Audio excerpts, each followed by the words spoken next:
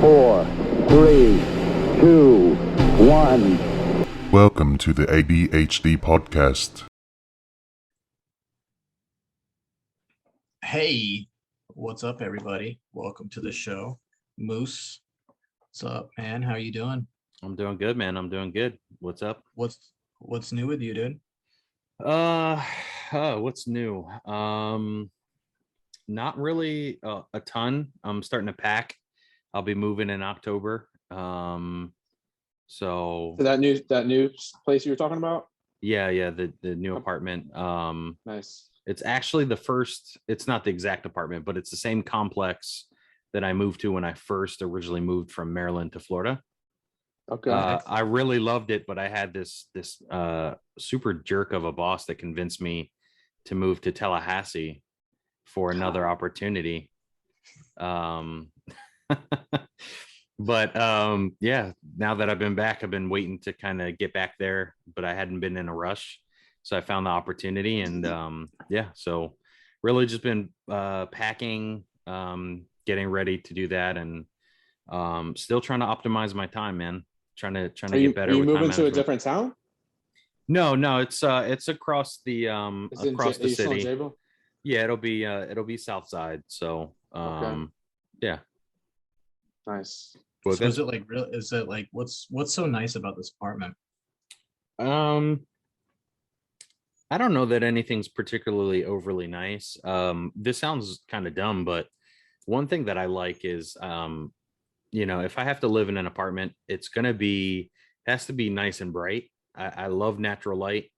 That is very much a part of my process in the morning. If I don't have natural light, it really messes me up throughout the day. Like when I get up at 4 a.m. to do either meditation or workout, obviously it's dark out, right? So I have to have this absolute plan in place. And if my apartment or wherever I'm living is too dark, it just throws me off. I don't know if it's a circadian time rhythm type thing, but that was one of the things that was most appealing.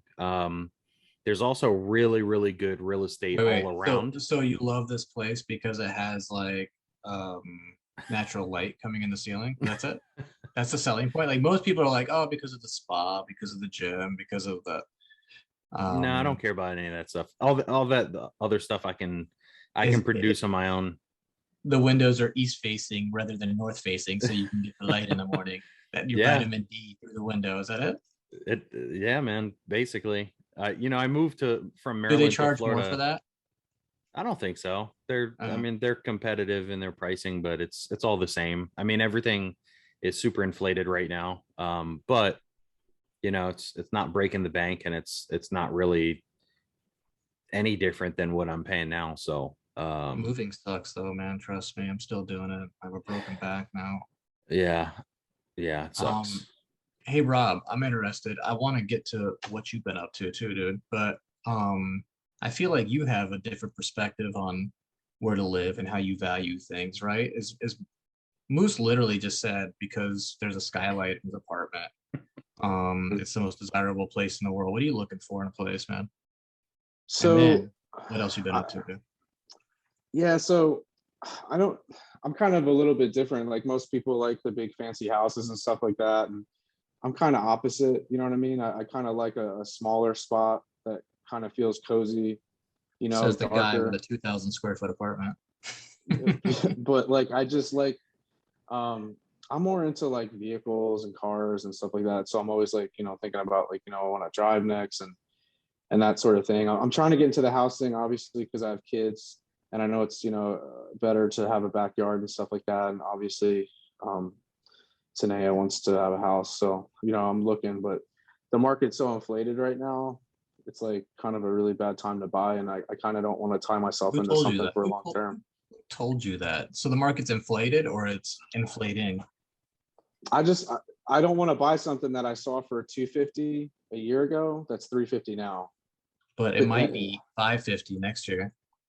Could be. But the thing is I don't really know like what I'm doing with my life in the next, I'm kind of at in a time in my life where things are moving. You're dying. I'm going up, you know what I mean? So it's like, There's, I might wind up moving to, who knows, Houston or Detroit or something like that, just wherever my business takes me. Words that nobody else has said besides Robbie. Might be moving to Detroit. Not since like 1992, at least. Not since Tim the Toolman Taylor moved out of there. Well, I'm in the car business, so I got to go wherever the car business is. So I get nostalgic.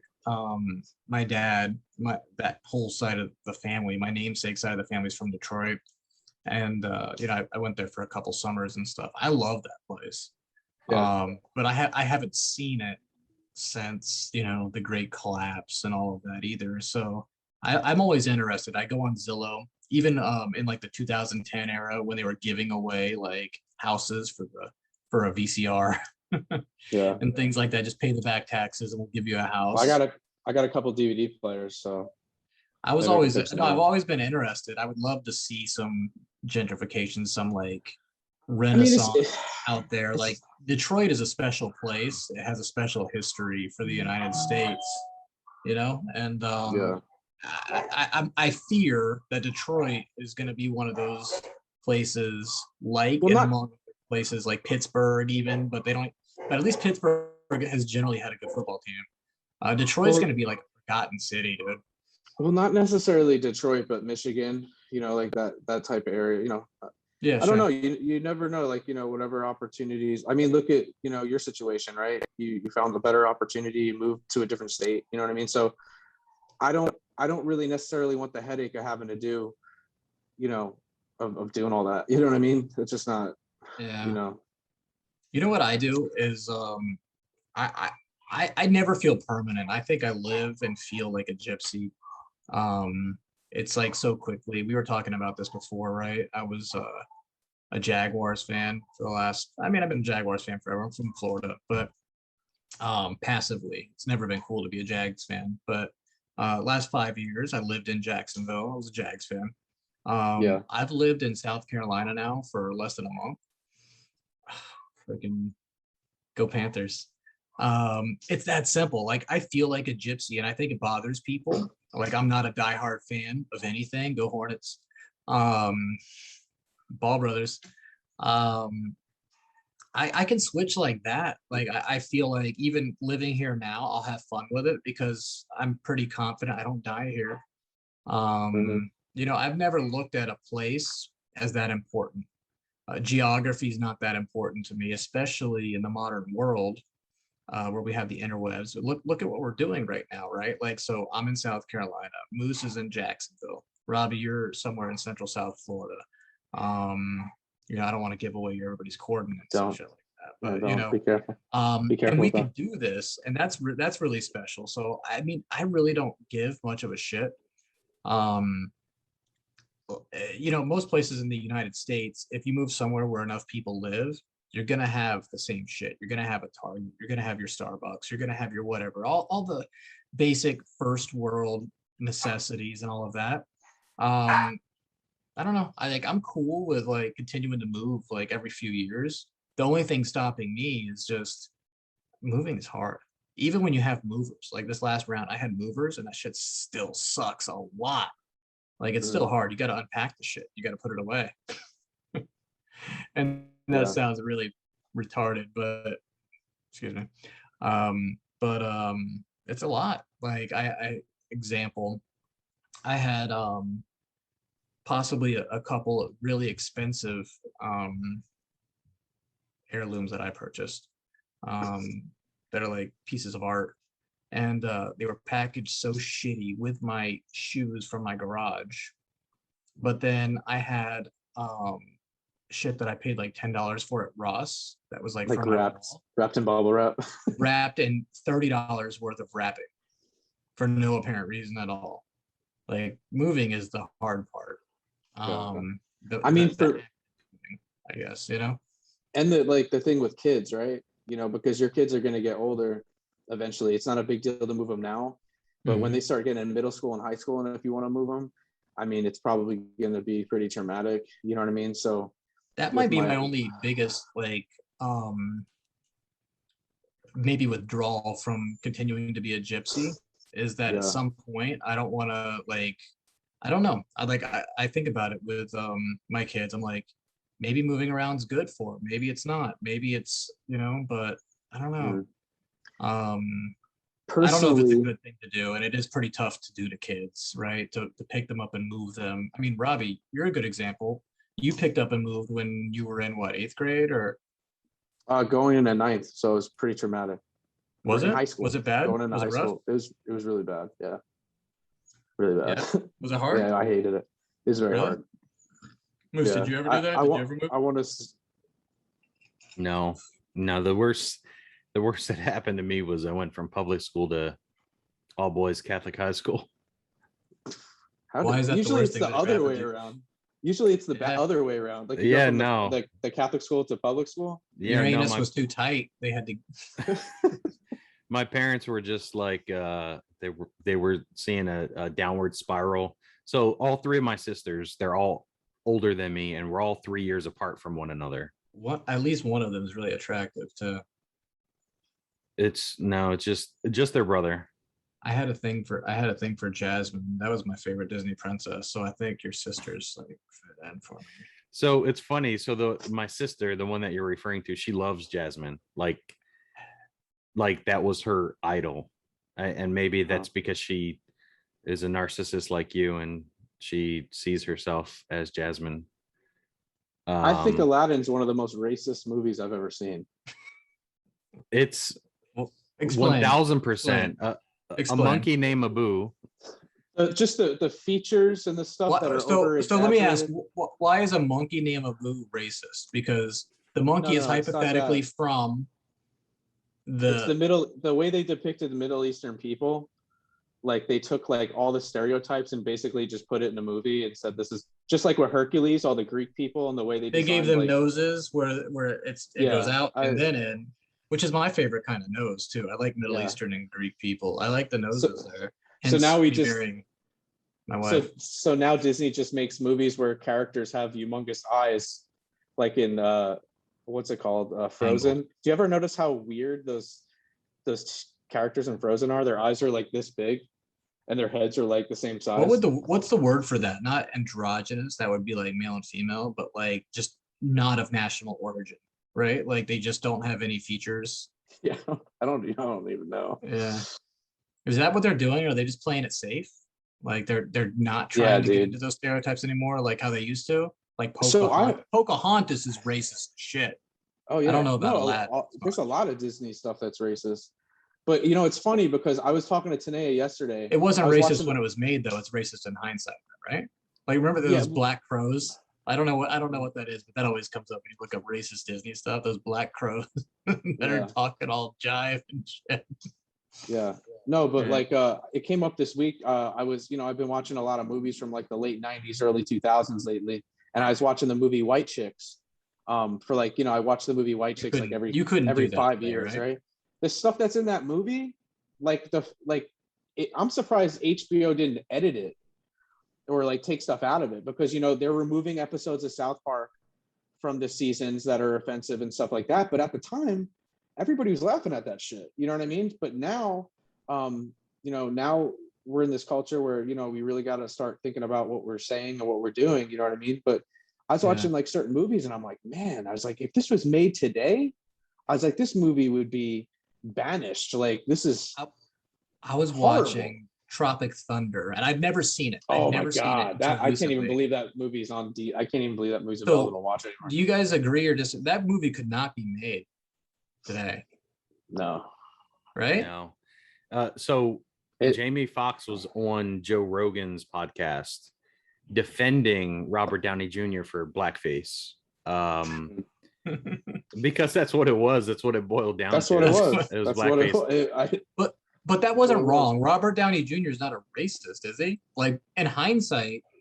So I think the attack comes from not that person specifically being racist, but the conditioning of us to do those things normally without seeing it as being racist. So for example, like I use the word motherfucker all the time, but its exact origins are god awful.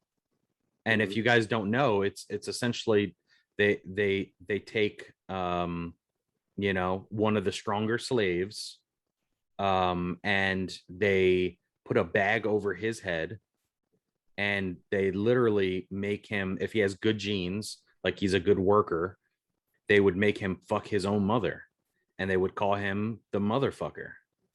That's awful. Yeah, but No, you I know, just thought, I mean, I would have just assumed it's like you fuck people's mothers, which makes you a bad person, which I well, think is fucking exactly kinky and right. hot. Well, it's sensationalized with Samuel Jackson, right? Which is Is where that I fell really? in love Is with it. I'm gonna have to fact check. Is that really it? Because that really like did give it like a really fucked up connotation. Yeah, I mean, so you also have to consider, right? It's from the breeding of black slaves that yeah, have good genes.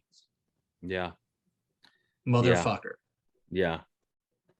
I mean, I think Now, we're just in a It's time one of where my favorite go-to moves too, and I like that makes me have to take it out. well, Mm. so I'm going to continue to still say it, right? Because I think for some things, and I could be wrong about this, but it's okay. It's my opinion.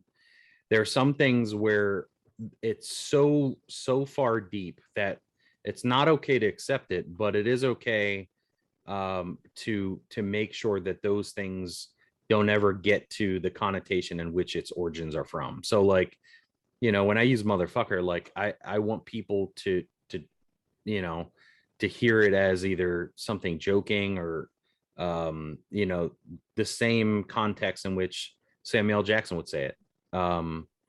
But you know, even like buck breaking, right? Like, I don't know if you heard about buck breaking, and I won't even go into that. You can look it up yourself. But there's a lot of fucked up things that have, you know, its origins are so deeply embedded into culture and have become so normalized. Like even ice cream truck songs are that, you know, the jingle itself is not racist, but the lyrics that came with those and its origins are super racist. Now, some of that stuff, if you got to dig deep, some of it is bullshit, but there's a good amount of things that are derived from very, very racist and very, very prejudiced things. But there has to get to a point where we say, okay, this is the point where, you know, we accept moving forward that this is what it's going to mean, right? Like, Right. motherfucker, for me, the Samuel Jackson is the point where I accept it. So, you know, with the Disney movies, there's so many things that were accepted, you know, to Robbie's point, like white chicks, right? I remember Terry Crews, you know, calling a black person a jigaboo. there's a That's lot of crazy. there's a lot of stuff.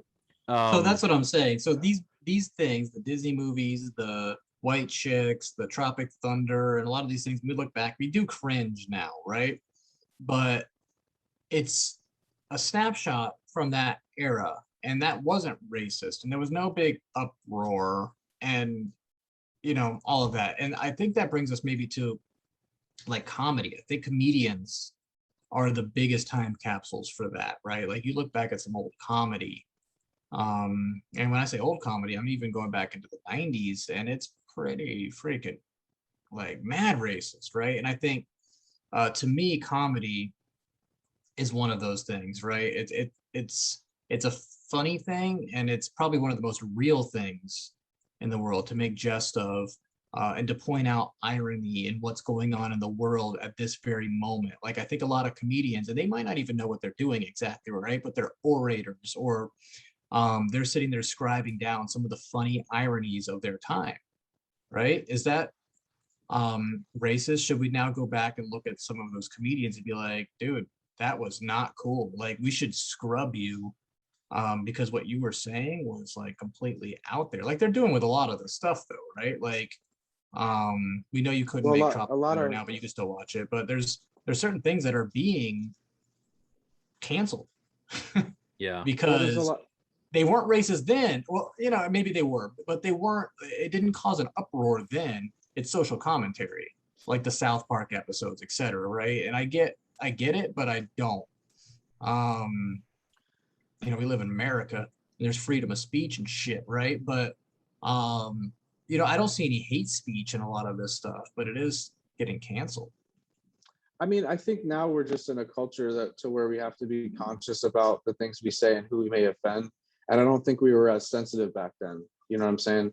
I think that, now especially we have to realize that, our words can cause a reaction, especially with social media and stuff that may be detrimental to society and cause violence and stuff like that. You know what I mean? So I think, a lot of people are going back and digging into I remember Kevin Hart, people were digging into his Twitter account from 10 years ago and picking out things that he had said and stuff like that. But, I think that we can't really go back and say sorry for this stuff in the past. I think we just have to move towards the future and realize that, we have to behave and act differently as a society.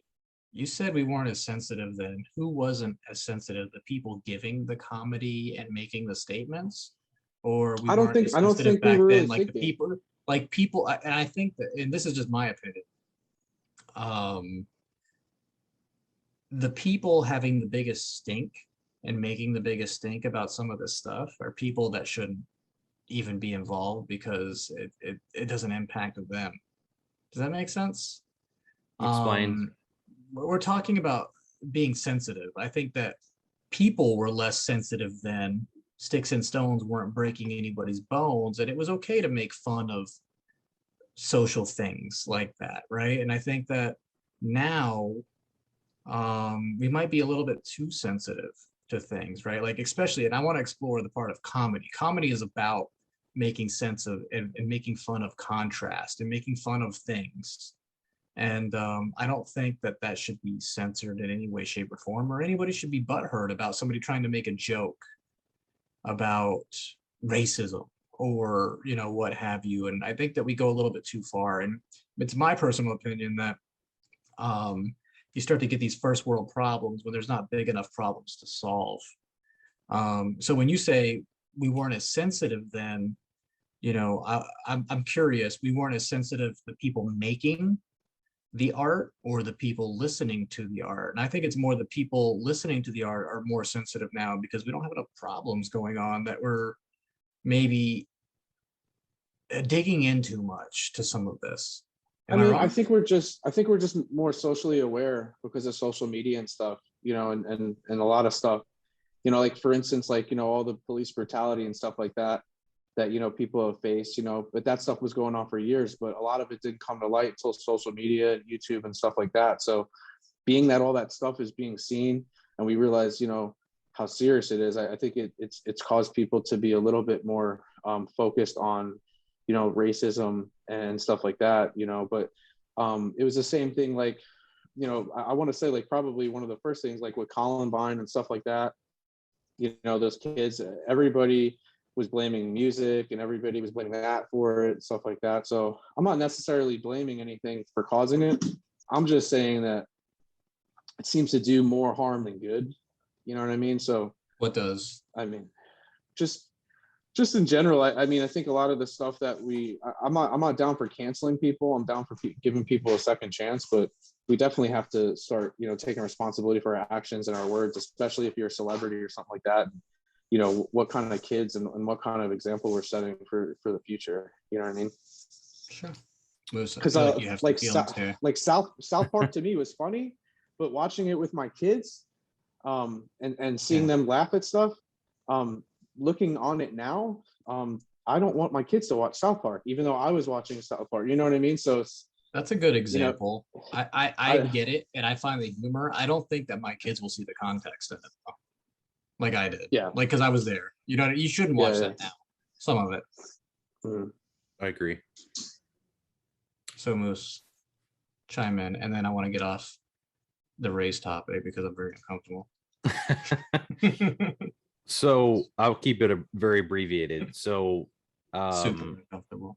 So I think we're at a point. So I kind of agree with Robbie, right? So the awareness has gone up, right? Our social, we are building social maturity where, I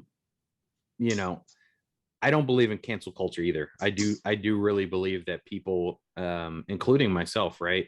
I've never been racist, but I've laughed at very racist jokes, not understanding its full extent of how hurtful that could be to people that may have experienced that. Are you an asshole because you saw the humor in a racist joke, though? I am not. And that brings me to my next point. I think what we do have to be conscious about is being able to deter people from hiding in plain sight. I don't think comedians, for example, Robert Downey Jr. in Tropic Thunder, I don't see that as being, a big issue or offensive. I, to my core, believe that Robert Downey Jr. had no intention of hurting anybody. What I There was do no believe, hate there, right? Like it was actually making fun of a trope from back in the day. correct. Now, also, you have to So understand you that can you or can you not do that? Is well, my question. even Even though that started as that's a pretty racist thing, the blackface thing, right? But he did it as a parody sort of on it yeah. in a modern light. Well, racism has also morphed in beyond hatred for race. It's also morphed into um, more of a conditioning of what to believe and what to feel about specific races. And that's where I believe cancel culture really needs to focus in on, right? So it's not about the Robert Downey Jr. doing the blackface. It's more about the Woody Allens making a 1970 movie, Manhattan, where he's flirting, has sexual relations, and is A in a 13 or 14 relationship, year old girl. yeah, with a very underage girl, and that's Yeah. been normalized. And let me tell you something. Before I came to that realization that that's actually the story plot, I loved that movie Manhattan. I thought it had all the essence of New York. I love New York for Manhattan. I love going to Brooklyn. There's so many remnants of New York that I reminisce about. Like every time somebody brings up New York or I see something that reminds me of New York, and Woody Allen is one of those things. But you know what? He is one of those people, and that wasn't necessarily racism, but there are certain things that hide in plain sight that subconsciously help people condition to believe certain things. For example, we make the Jaws movie, and now everybody's scared of sharks, and sharks truly mistake humans for what, seals, right? Their intention is not to harm humans, but we've sensationalized this horror behind it, and therefore we've conditioned people and humans to believe sharks are bad. I think very much so the same thing has happened with cultures, with races, or with racists, with religions, etc. So I don't believe in cancel culture, and I definitely don't believe in beating up the comedians that make light, right? Laugh to keep from crying. But I do believe that there's a social maturity that has to happen. Now, where you draw the line, that's an age-old debate, right? And that's something I think that as a society and as the world works together, we'll have to figure that out piece by piece. And I'll just leave it at that. I think that's a very long conversation to go into, but I'll leave it at that. Probably is. And this is why I love comedy, is I feel like comedy, besides the art and the science behind it and stuff, I feel like it's the closest thing we have to modern oration, right? And explanation of the world we live in, right? Like this is the closest thing we have to Plato. The people that are standing up and making jokes, and we'll call it jokes, and that deteriorates it a little bit, I think, but the people pointing out really funny ironies in the world. And I think the most truth comes from comedy. The Jerry Seinfeld, like, why do we wear helmets when we skydive, right? Well, that's a good question, Jerry. That doesn't make sense, right? If you're falling from outer space almost, right? What's a helmet gonna do, right? That's funny and it's real. I think comedians are some of the best, and the best comedians are the best at pointing out simple ironies. It hasn't evolved that much, right? When you point out something ironic, people laugh, right? So let's touch on it really quick. So Norm freaking Macdonald, right? Mr. SNL, Mr. freaking, what was it called? The Daily News or the Nightly News with Norm Macdonald from Saturday Night Live. And, he did a lot of other stuff, but he was one of the guys to me. He was personally, and I had no reason to, he's not like one of the standouts. He's not Robin Williams. He's not, Dana Carvey. He's not, those guys. He's not Adam Sandler. He didn't blow up in any way. He's not Will Ferrell. and all these guys that, you know, were comedians and blew up after Saturday Night Live and did their thing. But I always loved him so much. He never, I always felt like he didn't have a great writer. He wasn't a great writer, but he was the best at, you know, the art of comedy, where he would just play with space. And he would point out and say some dumb or mediocre funny shit. And then just, it was like a 2 second joke, 10 seconds of tension. You know what I mean? Like, he would just look at you and just be like, "You gonna laugh yet?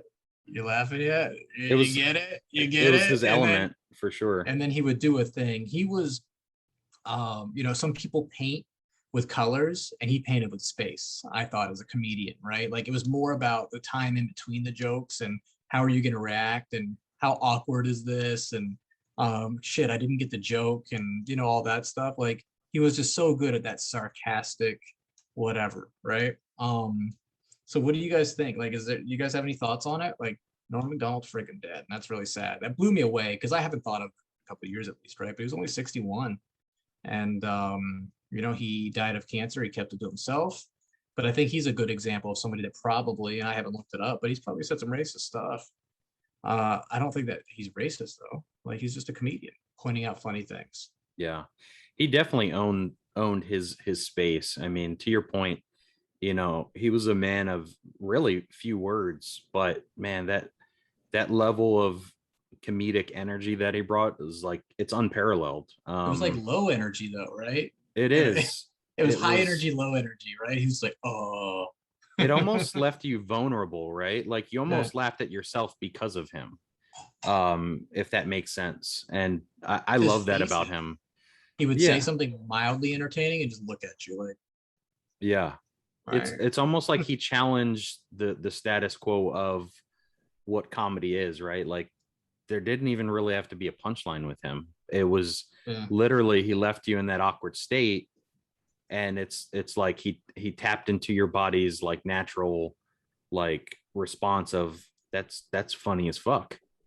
The second part to his passing, which, you know, was really unfortunate, and I definitely respect his decision to keep the cancer private. That stuff He can get kept it very from his muddy. family. His family didn't know. Well, it can get muddy very quickly, right? And, you know, people act funny, right? When you're sick, um, people act funny when they know certain things about you. And I think he was probably the type of guy that wanted people to remember him for the thing he loved the most, which was his comedy. And for me, his passing is kind of a gentle reminder that, you know, the world itself is infinite, but people are very much so finite, and people come to an end, right? And for me, it's like an end of a comedic era when he's passed. Now that he's gone, it's his style of comedy may not ever be right ever again, and that makes me sad. You know, there was something about him, you know, he's always there. Like you said, he's not a Robin Williams. He wasn't like a, you know, a blockbuster event type of comedian. He doesn't sell out shows like Kevin Hart or Dave Chappelle, but the one thing you could truly rely on was a laugh, with very few words out of Norm. So that makes me sad. He might be the most productive comedian. Least words, most laughs. Yeah. But you know, that whole era was really, it was like a cesspool of testing different types of comedy. There was the Adam Sandler dumb, like juvenile, like laugh at yourself comedy. He started that. He was that guy, right? But like Steve Martin was kind of a little bit before him, but I would put them in the same box. Steve Martin wasn't funny, but he had a really interesting take on comedy, and that this is, I guess, my point is comedy as an art too. Is these guys all did it very differently, and some of them isn't your taste, and some of it is. It's like painting. It's like, you know, anything. It's any kind of art. Um, but it's really interesting to me just how he made me and people laugh, and he had a big influence on me and just the way I talk to people. I tried to learn from it, right? I'm like, say the awkward weird thing and just stare. You know, that's what I learned from Norm Macdonald. So I mean, Robbie, you're from New York. Were you a fan of Norm or no? Not really. I thought, I mean, he was funny in the 90s, you know, on SNL and stuff like that. A lot of his stuff was hit or miss. I thought he, you know, I've always watched Saturday Night Live. I mean, the one thing with him that he never really was able to cross over after SNL. He did I like don't the think movie his Dirty Work. comedy would have translated to movies, right? It would. Well, It wouldn't translate to a movies. lot You of can't have a people movie don't. where the guy says the punchline. He's just like, He was Yeah. good. I mean, he was funny, but to me, like I'm more of like a George Carlin guy. I'm more of like a Richard Pryor guy, Eddie Murphy and Chris Rock. Those guys, you know what I mean? I mean, dirty Like jokes. the real hardcore stand-up guys. Martin Lawrence stand-up, like just the Def Jam type stuff. so like storytellers. Could we call that pop Yeah. comedy? Like just a certain cadence of jokes and punchlines? No, man. I don't No? think so. You know, I don't think so. I mean, I, like Richard Pryor was a great storyteller. George Carlin was a great storyteller. Make it kind of like, you know, Jerry Seinfeld did What that is a the lot. famous You know, just, Richard Carlin one? Or I'm sorry, Richard Pryor one. God, I remember watching that from like the 80s. That shit is hilarious. what, the movie, like his movies, or just No, he's got a famous stand-up. Moose, you might know. Yeah, I didn't know people were that funny in the 80s. Like it actually like blew my mind when I watched it one. This is probably like 5 years ago.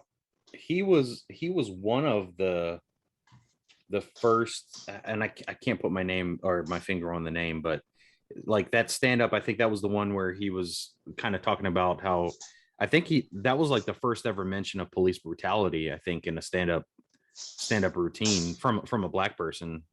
So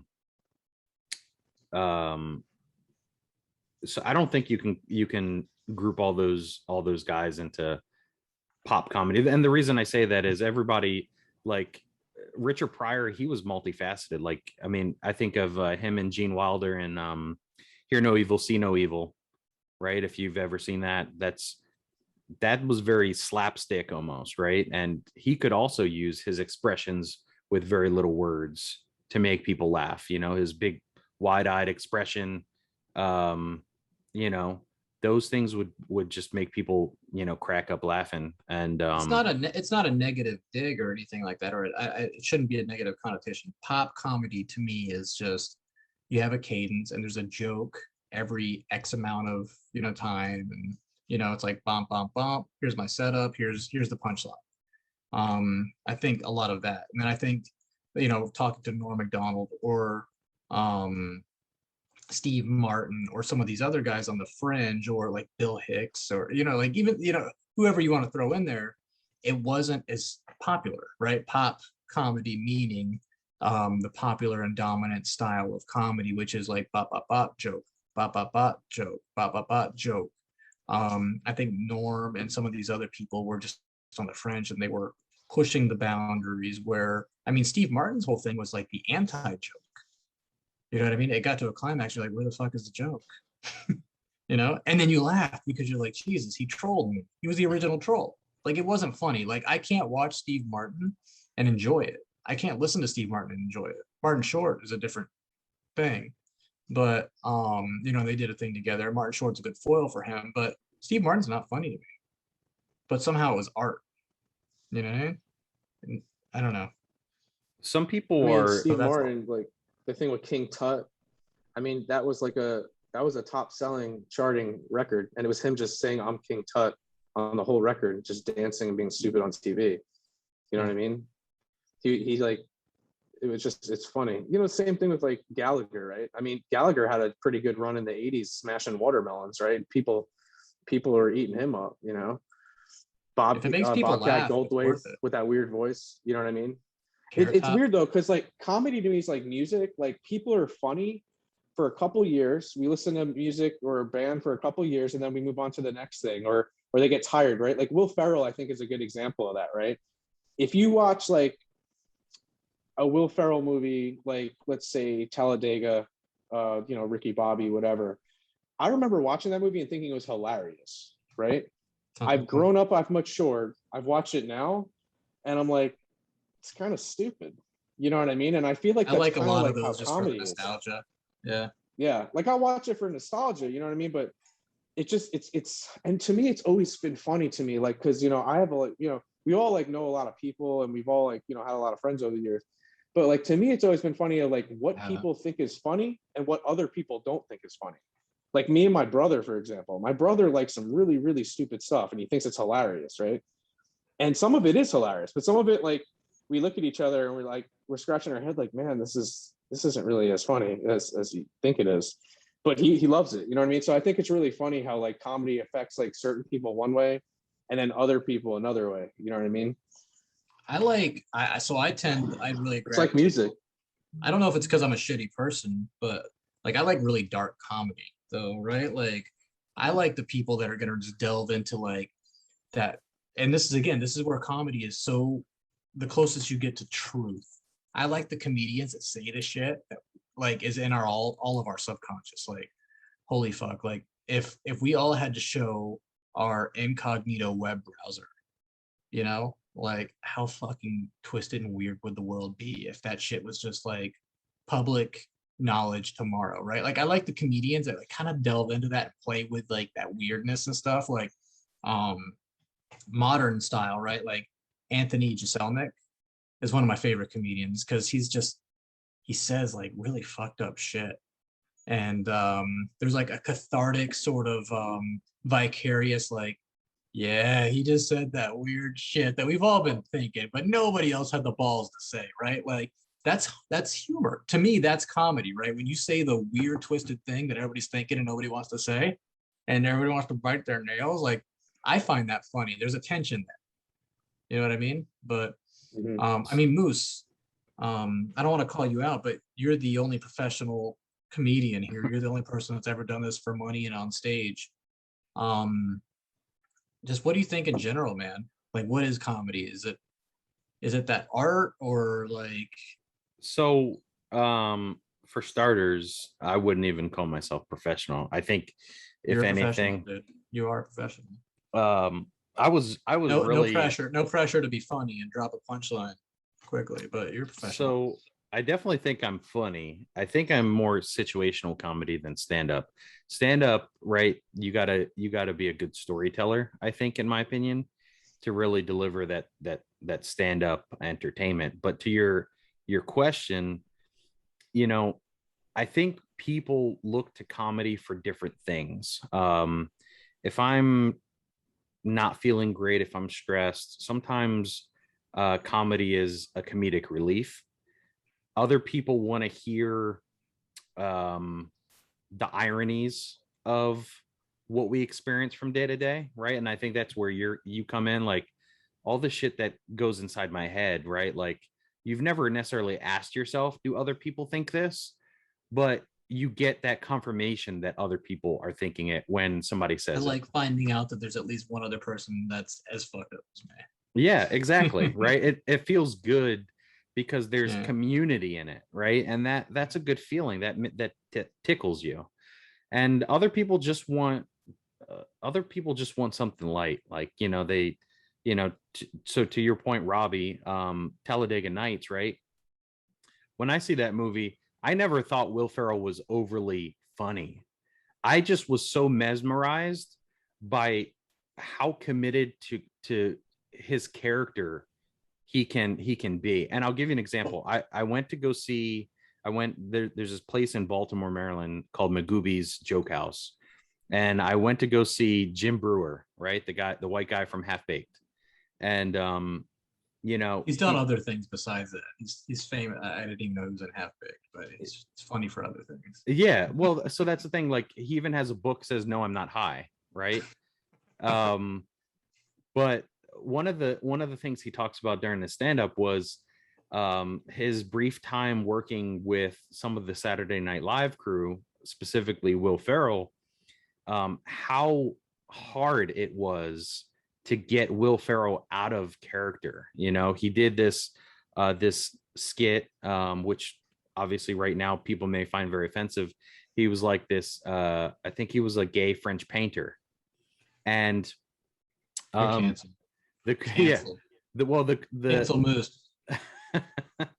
the Saturday Night Live crew actually wanted to see what they could do behind the scenes to break his character, because people were starting to get pissed off, like, yo, Will is not breaking character, like we got to do something. So they literally like set up this scene, and I'm sure it's a little bit exaggerated. They set up the scene where they were going to act like they were mugging Will Ferrell, right? He was dressed in like these painter's overalls, and he has like pastel color palettes in his pocket. And as they're like fake beating the shit out of Will Ferrell, he's like, for the love of pastel colors, like he's literally suffering in his character. They reach in his pocket like they're going to rob him, and they legit find business cards that say whatever his scene's name was, his character's name was, with like as a professional painter, right? Like he had his contact information. Like he went as far as to having these. Yeah, and for me, that's what I love about comedy. I love that. Yeah, I love that. Like the dude doesn't break character, right? And I think even in Tropic Thunder, Robert Downey Jr., right, he had trouble getting out of character, and he was like, I don't break character till the DVD commentary, right? Like I think those things are genius, and I think it depends on what people get out of their comedy. For me, it's about seeing how much people can dive into to their style comedy. And that's what I loved about Norm Macdonald. The dude owned the shit out of his style comedy. Like there was no, after a couple years, he changes it up to follow the trends or the fads. It was Norm Macdonald's the same 20 years ago as he was, last year. And I love that.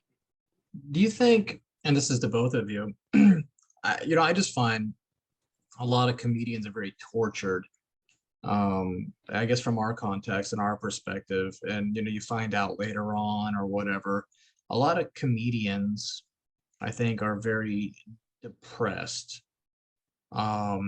Which one comes first is my first question, right? Like, are you sort of just that person, like you're really cynical and that's what makes you find all these jokes, and that's what we think is funny as voyeurs, right? Like kind of to Moose's point, we want to dabble there, but we don't want to live there, right? Like these people are the tortured souls that point out all the really messed up things, because that's where they live, and we just kind of like to venture there. You know what I mean? Like one night in Paris or whatever, and but you do find out like a lot of comedians are very tortured souls, and I don't know if that's they start there and that's what brings them to the art, or is it that grind of being a comedian? Because, being a comedian, and I don't think a lot of people really realize what goes into being a real comedian. Before you're on Saturday Night Live, before you're like on a sitcom, before you do all this, like you're grinding in clubs. You're going to places and telling jokes, and 9 out of 10 times, you're feeling rejected. Like, does the cynicism bring you to comedy, or does comedy make you a cynical, like you just see the underbelly of humanity because you sit up there and bomb? Most comedians, if you're a good comedian, you probably bomb 95 times out of 100. Am I right? 100%. I think the torture. So does that fuck people up or what? Or are they already fucked up and they just don't mind? I mean, go ahead, Moose. No, go ahead, man. Oh, no. So, to me, comedians to me were always like musicians. Musicians are tortured and depressed too. You're both getting up on stage for something you're passionate about, and you're hoping that people are going to sit there and be into it, right? And you're hoping that someday you're going to break and be able to do the thing that you love and to make money from it, right? So when you don't get the reaction that you want, it is depressing. It's like being a band and going up there and playing and just having the crowd boo the shit out of you. It's the same thing as a comedian going up there and booing the shit out of you. Like if you watch like the old, like, I don't know if any of you guys have like a Roku TV, but they have a Roku channel, and they have like the, all like the late night at the Apollo episodes on there, where they have like the stand-up nights and they have like the talent nights and stuff like that. And there's so many comedians that go up there that like really were like putting their heart into it. And then they play that siren thing, and that weird guy comes out with the cane and like pulls them off the stage. It's like, it's in, Harlem or something. So, you can really get like that to me personally, that shit would make me really depressed. So you kind of hit a point, and I'll tell you, like I was kind of a professional musician. If we're gonna call Moose a professional comedian, I was a professional musician. I've played a lot of live shows, and I don't think that you can compare the two. Comedy's very introspective. Comedy is very soul bearing. And it's funny because I'll tell you, I don't think music is or has to be live music, at least, right? Live comedy is like you're bearing your soul, you're telling jokes. I've been in a live band, and I would say that I've not bombed that many times. As long as you can play your instrument appropriately and you can like corral a crowd. Guess what? Worst case, if you're a live musician, you're playing original songs and the crowd's not into it. Guess what? You could play a freaking Counting Crows or a Matchbox 20 or freaking Semisonic Closing Time. You got some go-to moves. You can start playing that, and everybody starts dancing and taking their clothes off. I don't think you can do that in comedy. As a musician who's played live, like, I don't know, maybe 1,000 times, I've bombed like 5. But even if you go, so I've played 995 times, and I got free booze, and chicks took their shirt off. 5 times they didn't, and I didn't get free booze. But as a comedian, I think it's the opposite. And that's where I respect comedians so freaking much. Like, you just go out there and get beat up, and then you want to do it again. It's weird to me. But even as a musician, knowing that you have to play somebody else's hit to get a pop from the crowd, that's depressing. I'm okay because it gets me beer and girls. Yeah. So it's funny because it was really awesome when I was like 18. You know what's funny is like the comedians that like are funny on sitcoms, funny in movies, but are just not funny stand up. Like Kevin James. I love King of Queens. It's one of my top 5 favorite shows of all time. But when I see him live, I love him as a person. But his stand up is just not. It doesn't resonate with me like his scripted stuff does on TV. Is stand up the ends? And maybe for some people it is, but it might just be the means, right? I don't know because he started in stand up. Well, you have to be a good storyteller. You have to cut your teeth in stand up. You've got to get tough at stand up first, and then maybe you get a sitcom, and maybe you like move away from it. And some people quicker than others, and you might not be as good at the stand up thing, and you might be better at the scripted thing and stuff, but you still got to cut your teeth there. Yeah, right. I agree. And some people just are not good storytellers. They either have like ADHD or they can't stick to a story. Maybe they drag it out too long. Maybe they don't hit the high points. Some people are just more situationally funny, right? I actually think Joe Rogan is a super, super awesome person on his podcast, but I think his stand-up fucking sucks. I really love him, and I want to like his stand-up, but it's not that good. Yeah, it's not good. It's not even like when I say not that good, it's a letdown because of how much I like it. Yeah. Well, that's it. That's exactly it. It's, it's like Ryan Reynolds, right? Like, I love Ryan Reynolds, but most of his movies are garbage.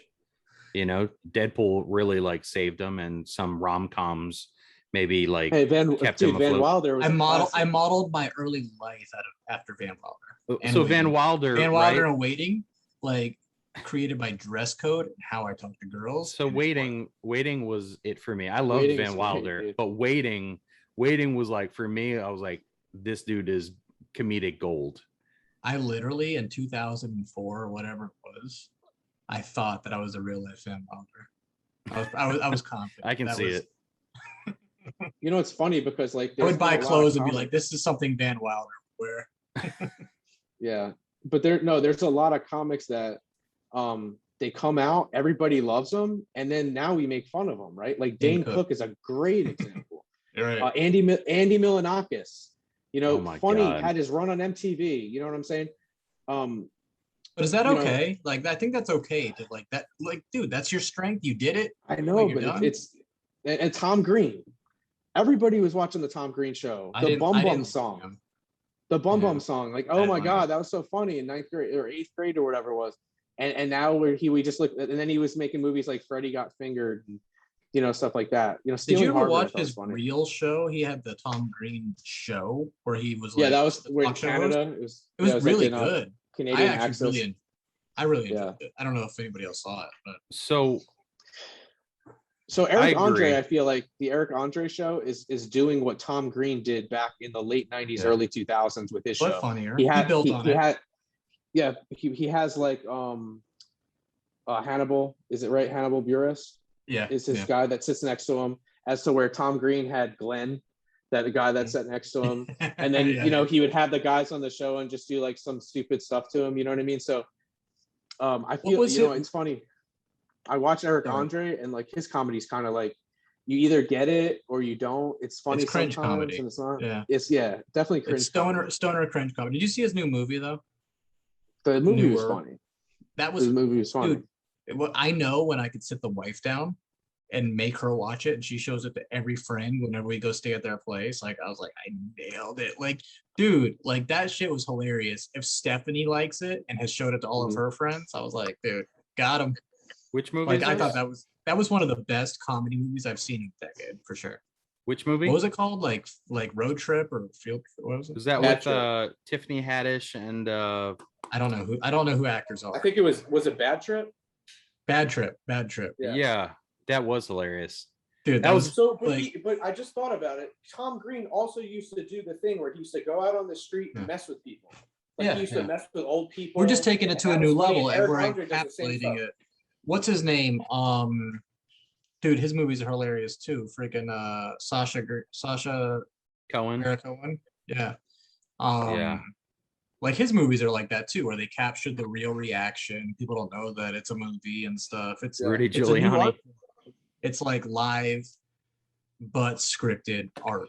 Yeah. Which I love. I love taking things to new places like that. You know what I mean? Like, it's a different kind of art, right? Like, we're literally having to film the same stupid whatever scene and, you know, pick the scene from any of those movies and hoping that we get the right reaction. And hoping when we say that she has a baby in her or whatever, like, spoiler alert, you know, that we get the right reaction and such and all of that. Like, it's hilarious to me. I love that. So it's like live, but best of at the same time, kind of, you know what I mean? Like, yeah, you get that same excitement of like something being live, but then you also get the best take of it and stuff like that. So I think that they're onto something, and that could and should be the future of comedy, right? Because comedy should be cringy. Comedy should be awkward.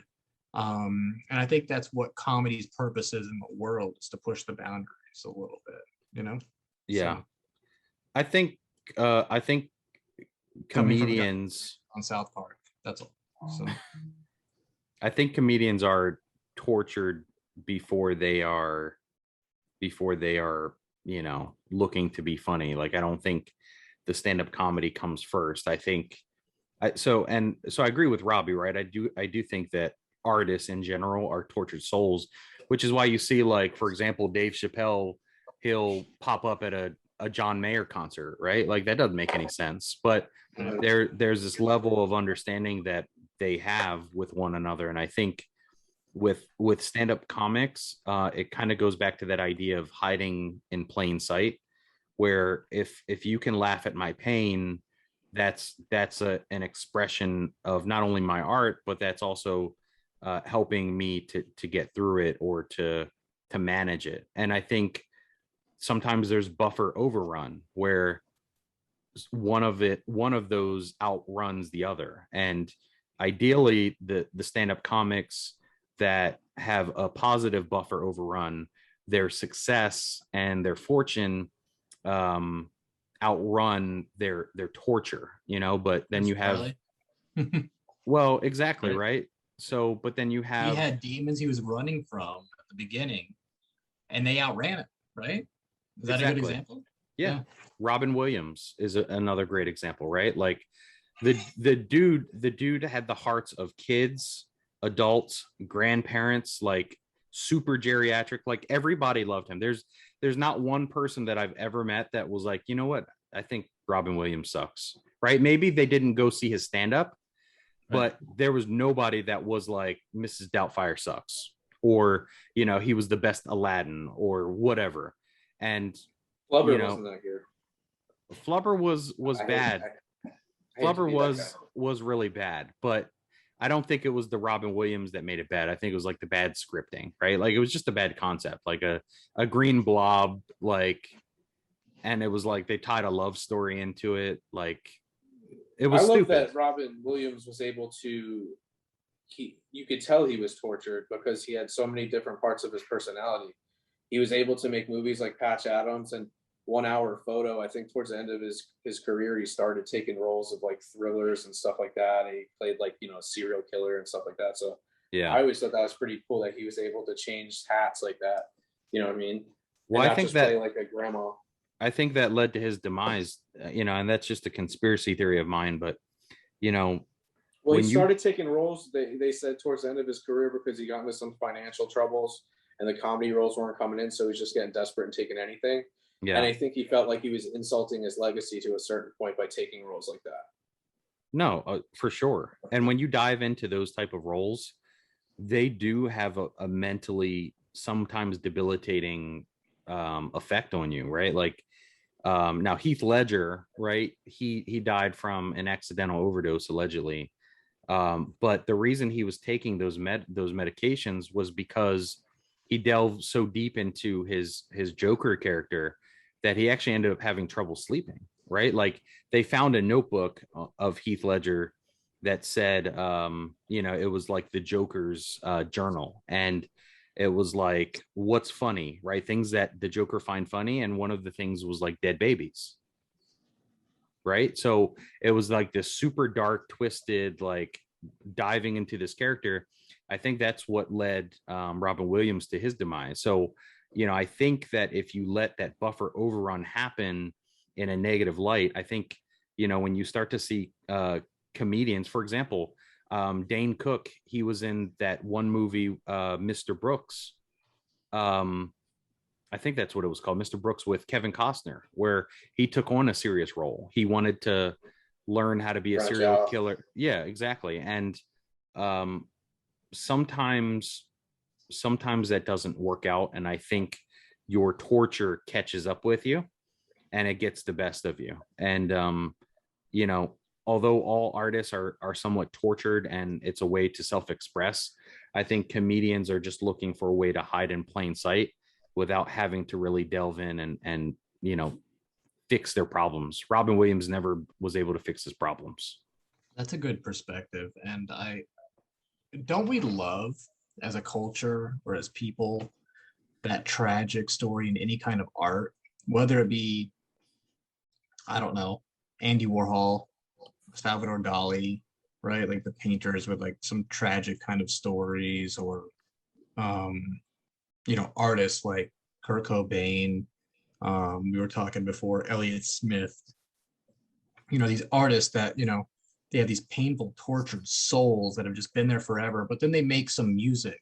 And you're like, fuck, man, that's like, it speaks to all of us, right? Lane Staley from Alice in Chains. You know, he has some songs where you hear the torture of a guy that's really hooked on heroin, like singing his soul out, like almost like, man, I used to be a freaking good person. I used to be this and that, and like I'm letting everybody down. Like it's in the song. He's not even saying that. You know what I mean? Like Kurt Cobain, a lot of his music is like that. A lot of paintings are like that. And a lot of comedy. Kurt is Cobain like that. made a song on the Beavis and Butthead soundtrack around the same time that he died. Hate myself and I want to die. I hate myself and I want to die.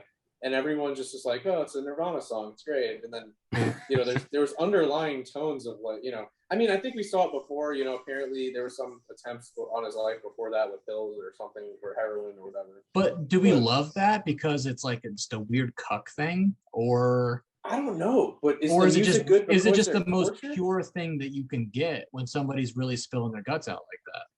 Yeah. And that's when art becomes really fucking good, is because it touches us.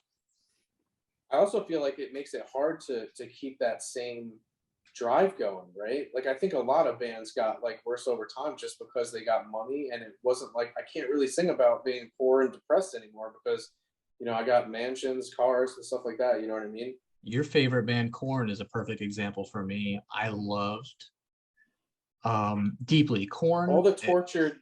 If we talk to me in songs my teens, Korn was top 5, maybe top 10 at worst. Korn was like, they had their finger on the pulse of everything I was feeling, man, all my little friggin' angsty feelings. But then they were really famous, and I completely, but I don't know if it's because I grew up, I wasn't in my teens anymore, or if it's just because I was like, dude, you guys don't have problems anymore. You drive Rolls Royces. Isn't that funny though? Like how that, like, I mean, that I'm just music, not attached to it anymore. Once an artist, so this Yeah. same thing happens with Dali. We can go like to now any it of these seems, people, I get Picasso. it. Once get they it. have the money, the thing that made the art great is not there anymore. Is that fair? Yeah. I don't know. Unless You you're know, I Jay-Z, felt like then you I just felt start like rapping people, about being cooler than everybody and and like I how the feel like, money yeah, and I feel like, money you is know, thing. Linkin Park, I think towards the end, you know, before Chester died, their last album, where he was going on Twitter and all the backlash from fans saying they didn't like the album and it was too poppy and all that other stuff. He was really upset about that. He was going at people, and then he would apologize later and say, "I'm sorry, I lost my cool," because he was very passionate because he was trying to do something different. And he said, I can't sing about stuff I did 18 years ago, you know, when we made Hybrid Theory or Meteor or whatever, you know what I mean? So it's like, I think as an artist, it's also like hard to keep it going, you know, and to find inspiration to write stuff, because at a You certain point, it's just like, you hit a pinnacle. you're not mad at daddy anymore. You know what I mean? Who cares about daddy anymore? I'm a millionaire. You know what I mean? You hit this peak writing these songs that were so sensitive to you, and you had your whole life to write the first album. Here's the problem with musicians, especially. You had your whole life to write the first album, and then you got to make the second album within 2 years before the heat's off. Yeah. Like, what do you do after that? And meanwhile, if the first album did well, people like you and you're getting things and people are giving you things. Like, what are you gonna write about, bitch? You're getting champagne handed to you on the toes of Asian hookers, right? Like, what are you gonna write about? You know, and Well, a lot of people said that is the conundrum. You get there, and then when you finding your way down from there is a really hard thing. That you see a lot of artists, you hit this really big high. It's like crack cocaine or something. Comedians, anybody, you're never gonna hit that again. It was a shooting star moment. Like, you rose to the top because of luck, because of whatever. You're probably never gonna be there. And I think one of my best examples to throw out there, my favorite artist of all time, my favorite band of all time, 2 of my top 5 favorite albums of all time that are not Kanye West. Billy Corgan of the Smashing Pumpkins. He's a perfect example of this, though, for real. The guy was there in the 90s. He was the dude. He wrote one of the albums that I think most of the world will agree with me, Siamese Dream. I mean, it's backed by, you know, multi-platinum status and such. It's one of the greatest guitar albums of all time. It's just one of the greatest pure produced albums of all I think time. Disarm is like one of the greatest ballads of all time. Sure. And Mayonnaise is even better than that. But I like Rocket. and Adore is one of my top of all time. Adore is my top 3. Adore I like might Adore be, now. I didn't like Adore did Adore really then. shitty. The public hated Adore. It Yeah, was the I Billy didn't Corgan. like It was his Machina, first I didn't solo like- album. It was his first Machina, solo album. too. He just called it Smashing Pumpkins. But the point is, he was there. Like, he nailed it. He killed it. He was in tune with the zeitgeist of what was going on in the world there. He said the words that people needed to hear. He made the tunes and the songs and the melodies that was just matched it all. It was so emotional. And then he got old, and then it wasn't there anymore. And he fell from grace, and nobody cared about his music anymore. And his ego really had a hard time with that. And he's been making music since, and he's been blaming the lack of sales and the lack of notoriety on everybody else but him. And no doubt, like, he's made a couple of, and, you know, Melancholy is one that I missed in between. I think most people, that's a 10 times platinum double album.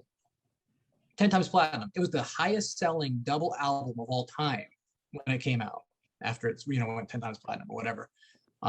He's made some of the greatest albums of all time, and his ego was so fucked up after Adore, didn't even break 1 million until way late. Like, and he blamed it on everybody else. And then the next album didn't even go platinum. I don't even remember what it was called. I actually have an artwork from the artist that made the album, and I can't remember the album. Give me a second to think about the name of the album, of the Everlasting Gaze and Stand Inside Your Love with the tracks. I don't even remember.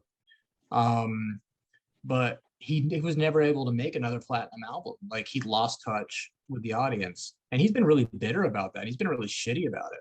So do you think that gets fixed though? Artist, it hurts. When you make it to the top, there's nowhere to go.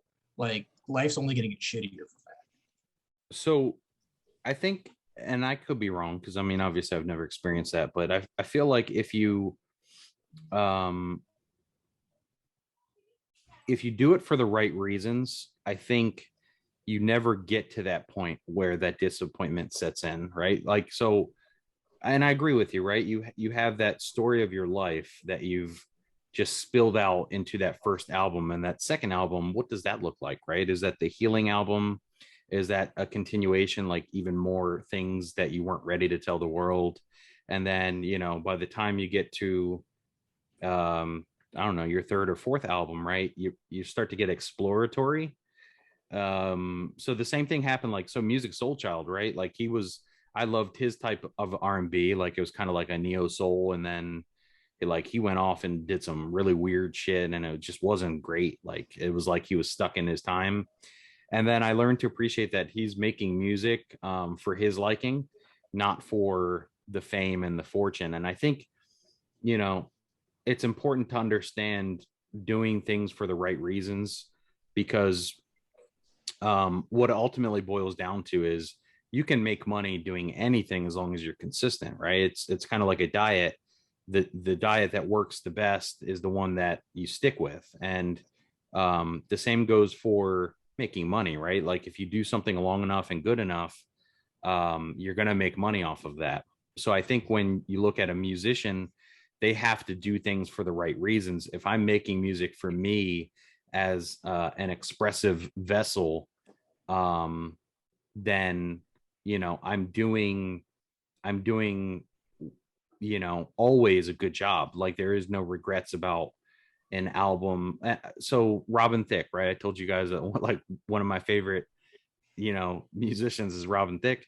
Dude, half of his albums are fucking weird. Like, half the time he's on a cocaine trip, and I respect it, because he's really not looking for that fame and fortune. I mean, he's had some big hits, you know, with Pharrell and whatnot, Lost Without You, all that stuff. But the dude makes the music because that's what he loves, and he's passionate about it. He made an album trying to get Paula Patton back, and nobody gave a shit about it. It was actually a very awful album. There was maybe one or two songs that were tolerable. It was really like fucking garbage. But when you have an artist that does things for the right reasons, I don't think you get there.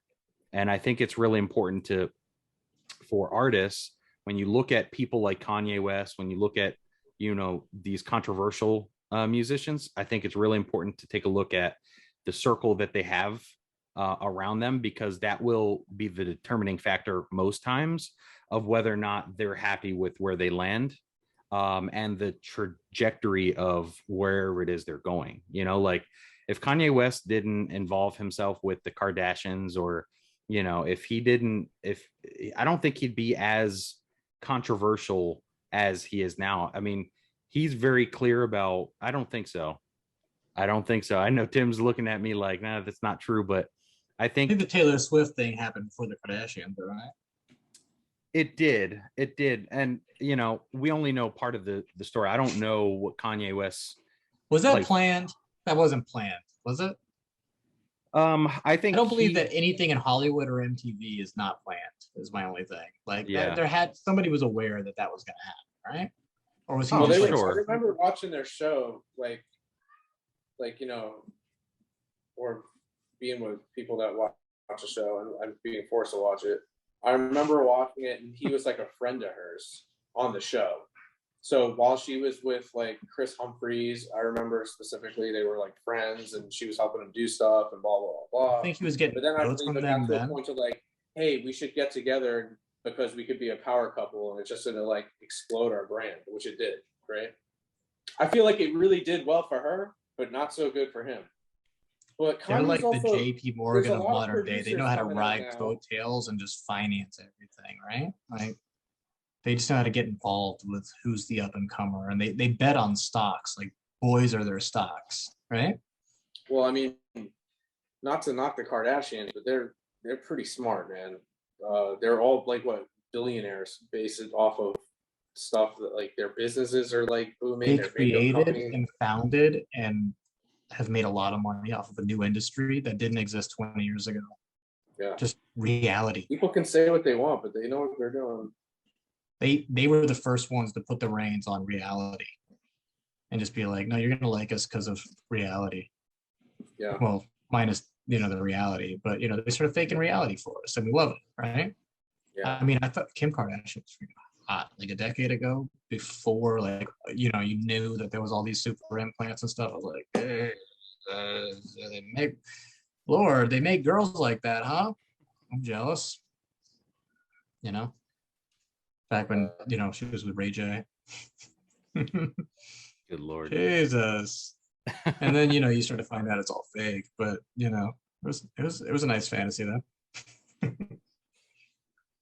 So anything else you guys want to talk about today? Or I mean, like on the docket I had Shang-Chi, but I don't know if we want to delve into that. We've been talking about some racist Shang-Chi stuff, sounds like a Shang-Chi Japanese racist, restaurant. guys? Like I don't know, like it seems pretty racist. It was actually a really super racist Marvel comic, I found out after the fact, because first of all, nobody gave a fuck about Shang-Chi until it became a Disney Marvel movie. And I could say that as a super comic dork.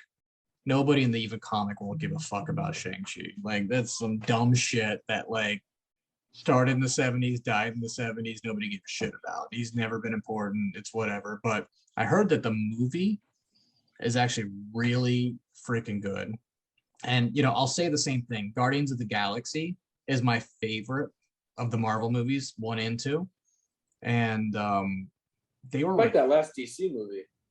No, but With John Guardians Cena? of the Galaxy were not even cool in the Marvel universe. Like they were dumb, and the Guardians of the Galaxy that are in the movies weren't even the Guardians of the Galaxy from the comic books. Like, and they were like a super, like, let's talk like A level was Captain America, X-Men, Hulk, all that stuff. B level was Iron Man and whoever. C level was XYZ. Like Guardians of the Galaxy were like F level.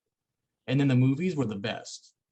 Shang-Chi is like F minus as far as I'm concerned, or no, as far as the comics go. And from everything I've understood from the movie release it's been one of the hottest, best Marvel movies yet. I don't know. You guys haven't seen it, right? No, so our next episode, we definitely have to have an in-depth conversation about this, because there's a big controversy obviously between Marvel and DC, and I want to dive into that, because there's a lot of things that people don't give credit to Marvel. Like they just kind of assume that maybe there's a bigger budget or whatnot. There's a lot of talking points to that. So let's Marvel shelf didn't that. have a big budget when it started. They were didn't. making, they were scrapping together. There was some shitty Marvel movies in the 90s. Again, coming from fanboy status. X-Men came out in the late 90s. It wasn't that hot, and I was really let down with it too. Like Marvel didn't just take off. Yeah.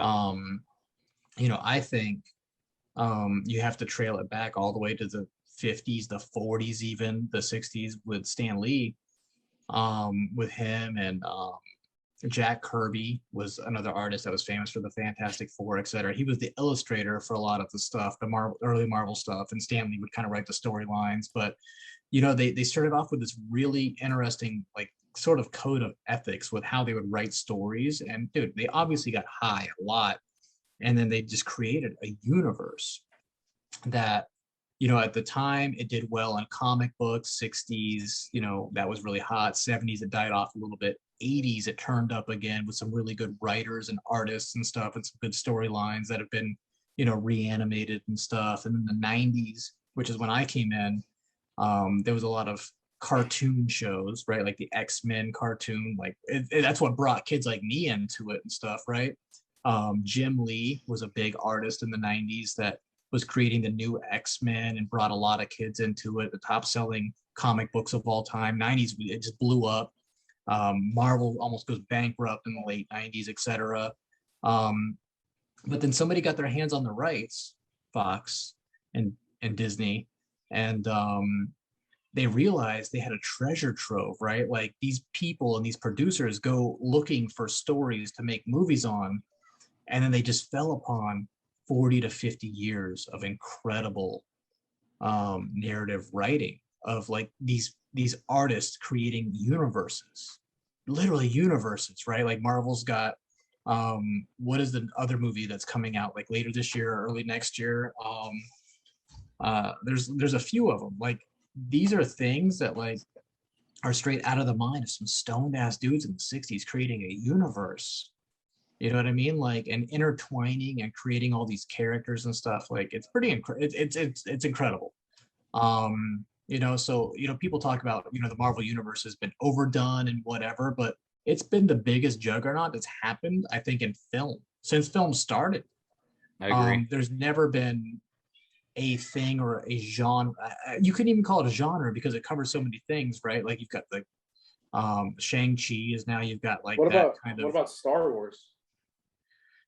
Marvel's already Star Wars? beaten Star Wars with amount of cinematic everything, right? Like from movies to views to whatever. And they cover so many different genres. Star Wars is sci-fi. I don't think Marvel is sci-fi exactly, right? Like it touches. Well, they're both fake. Well, It's a both. but Disney has found a way to touch like Fucking Iron Man is not fake. No, he's not. You know what? Disney has found a way to touch every genre with Marvel. Howard the Duck is Marvel. I guess I'm a fan. I'm pretty sure Transformers are Marvel. Blade is Marvel. I don't think Transformers are. Transformers were based off of what, a toy? I'm pretty sure they're Transformers Marvel. were a toy first. Anyways, I don't know. I got to do some research. Yeah. It's going to be like doing work for me though, because I really You don't like it.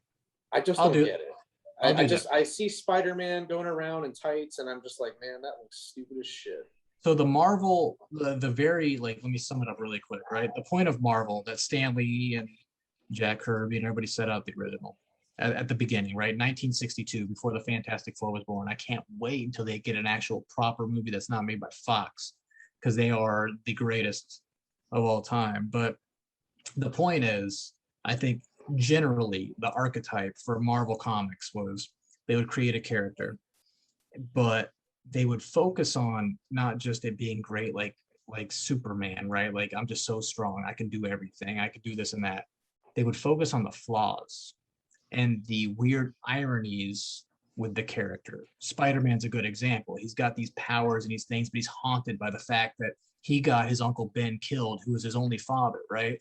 And he's in high school, but then he's got to deal with saving the block and saving New York and doing all of this. And his best friend's dad is his arch nemesis. And how do you know, so they made comics and characters and heroes out of irony, kind of like comedy, right? Like, and you know, we'll go to the best comedy. Iron Man is the strongest motherfucker in the world. His name is fucking Iron Man, but he's held together by some freaking reactor in his chest because his heart doesn't work. Like, he's the most fragile human being in the world, but he's also the invincible Iron.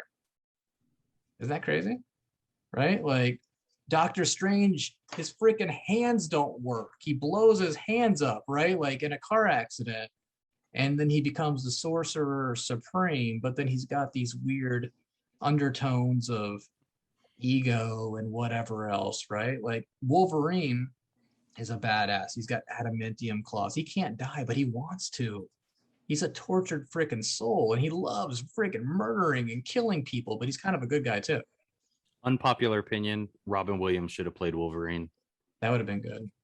The Punisher, right? He doesn't have any powers, but you know, still, like, he's a bad guy / good guy. He can bounce back and forth, but he's like haunted by his family's death, right? And he a lot of times is like going after and killing good guys, but it's because in his world they're not. It's just a perspective thing, right? Like it's so the Marvel characters to me had more color and had more excitement to them because they're all anti-heroes. Everybody's got a problem. Like even the X-Men, they're so freaking cool, but everybody hates them. And that was actually a narrative on, you know, everything that was going on with Malcolm X, X-Men, Dr. King and stuff, and segregation. The X-Men were outcasts.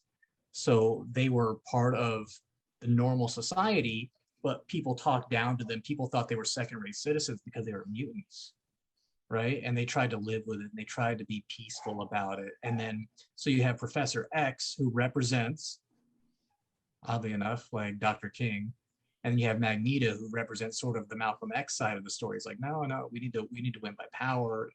And then the X-Men are like non-violence, and you know, we don't attack people and stuff. Like there's a lot of really good narrative. That's actually an interesting perspective. I've actually never heard that. I might be making it up, but it sounds good, right? Like it fits. And maybe that's the origin of the thought. Who knows? But it is like they were born that way, and there's nothing that they can do about it, but they need to do their best with their mutant powers. You know what I mean? And that's the point of Marvel Comics, is there was a human aspect to the superheroes, where with DC, the heroes were just super powered and you can't relate to them, right? You can relate to Marvel characters. Iron Man was an alcoholic. He had a drinking problem. There's a whole story arc where it's called like, I think, Demon in a Bottle, where he's just a fucking drunk and he keeps fucking things up because he's an alcoholic, because his dad gave him everything and he has everything he wants. He just drinks whiskey all day and blows shit up. Kind of, they touched on it in the movies a little bit with his character and his narrative, and Robert Downey Jr. was a great guy to talk about that, right? But that's why he makes the best Iron Man ever. He actually lived it. But the point is, they're all very relatable characters with big flaws. So with their big powers, with their great power comes great flaws and great responsibility. Thanks, Uncle Ben. You're welcome. Hey, can we wrap it? Are we good? Yeah. Thank you, everybody. I think next round we definitely do talk about that, though. So good luck bringing your arm up for how DC can handle or even hang with Marvel, for sure. If I can leg press more than Robbie this week, he has to dress up like Spider-Man for Halloween. How are we going to do this? You want to video it? You want to? Yeah, I think Robbie's coming to my house for Halloween. I leg press today, dude. So when you want to do it, I need like at least, because I'm gonna be sore tomorrow. I'm sore. I did legs yesterday, so I'm sore as fuck. Did you? Watching you guys leg press is I tried something different. I'm trying to incorporate legs with regular, like, you know, upper body, just and spread it out a little bit more, because I feel stupid. Like I was thinking like doing like upper body like so many days, and like we only do legs one day. So I'm like, dude, I need to start doing like as much as I'm doing upper body. You know what I mean? So I'm trying to spread it out. So today I did biceps today. So I'm thinking like your hamstrings are like your biceps, right? Because it's like a curling movement. So I did that, and then tomorrow I'm gonna do like a triceps, but I'm gonna do like a quad, you know, because your quads are kind of like your triceps, right, of your leg. Yeah, it's almost like push pull, right? Yeah, and then calves I'm gonna do with like a forearm. Yeah. You know, I'm gonna try to hit them like 3 days. Tim's like, this, you're out of my realm. You're not speaking my language. I'm just gonna say, my quads don't show. I can wear a tank top and my bis and tris show. When I'm wearing a shirt, like people are like, oh, he's got a big chest. Nobody is like, oh, nice quads. Unless you're wearing like really skimpy clothes, and that's very rare. So like 364 days a year. Let me just say it. Fuck leg day. What's the point? But I am thinking like they make everything grow, dude. I'm telling you. I'm gonna put some BFRs on my legs when I do my bike rides now, because I found in South Carolina there's a lot of hills and this shit is hard. I'm used to Florida, like straight lane freaking ride. I bet you if you're putting on that spandex, you're gonna start doing leg day. No, I wear spandex when I ride, but like I'm doing like 5-mile rides and it's all like downhill where I'm using my brakes and like for no reason, just because I'm going too fast, and then it's uphill where I'm like wrecking myself. So I've had, and I'm gonna get back into like the blood flow restriction. So where are you I heard that Chris Helmsworth, when he was training for Thor and the Hulk biopic, Yeah. used some BFR on his arms too. So I'm gonna put it on my legs when I'm doing these climbs on my bike. That's fucking leg day. That's all I need for leg day. You need to look into pedal placement, right? Like, so where Mhm. you, like, is it the ball of your foot? Is it closer to your heel? I Those- have. Yeah. True. Very true. And it's hard. It's actually hard. But you do notice a difference for sure. Yeah. Like it makes a big difference. So FaceTime, Um, we'll figure it out. We'll figure out the details, Robbie. But Yeah, if we'll I do could- like a live thing. yeah, and you know, I paid my deductible for my hospital, so if I like snap my legs, you know, I'm good. hey, my I don't rage do- cage I was don't supposed do to be one- I here don't today do from one rep Amazon. anything though. We got to do like it has to be at least 6 reps. Oh yeah, that's. I mean, I don't do 1 rep max, man. I do 6. I can't. As soon as my ego gets into it, dude, you're gonna force me to I'm gonna tear both my ACLs, and then I'm gonna be doing the podcast from a wheelchair for like the next year. We wouldn't know. We don't see your legs. Again, what's the point of a leg day? Well, one podcast. Nobody's ever seen your legs on the podcast either. But that that can be on the Gun podcast. show.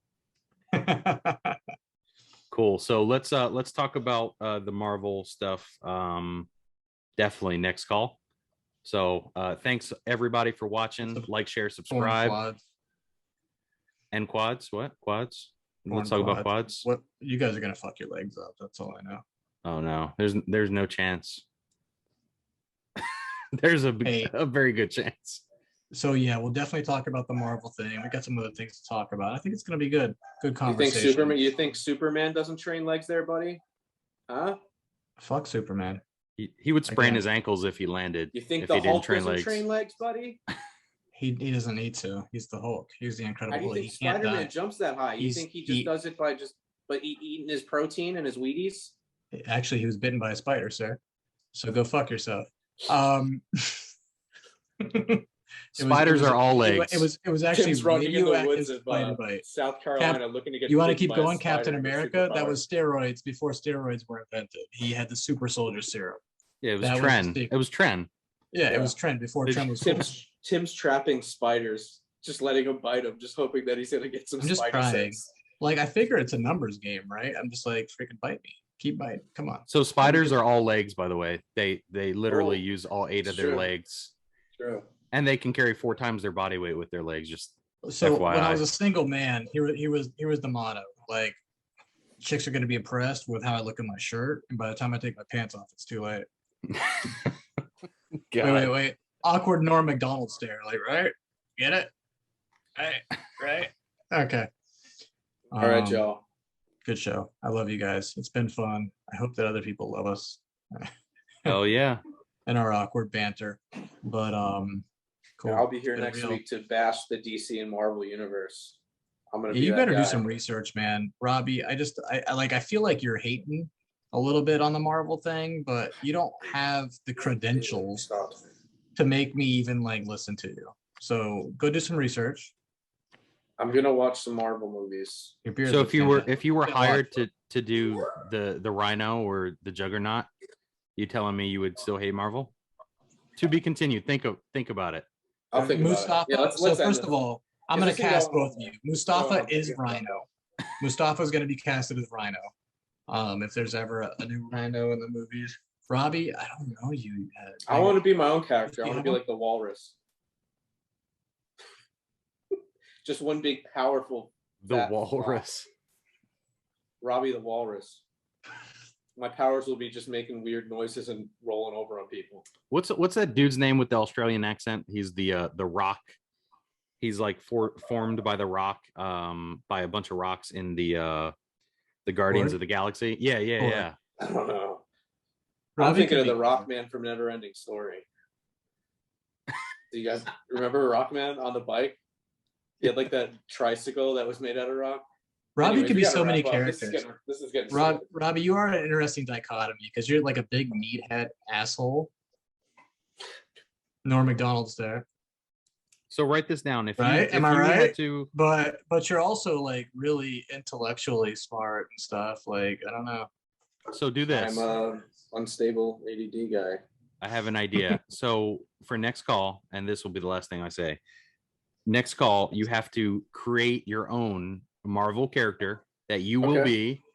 You have to create a story plot and how it all fits into the current cinematic universe Absolutely. of Marvel. So we have I'd to create a character intertwine. that would kill We have. everyone. So are we creating an original character, and then we're going to intertwine ourselves in the Marvel universe? Yep. And then we're gonna face off, and then I'm we're gonna freaking talk God about Man. who's gonna be. I'm who's freaking gonna be goddamn who. God Man. I came from DC Universe where we're all God Men, and I'm here to take over the Marvel Universe. I'm God with a giant fucking cock. You're White Adam instead of Black Adam. Yeah. Yeah. All right, They call Joe. me. They call me. All right, Superman, guys. man. All right. See ya. Bye, guys.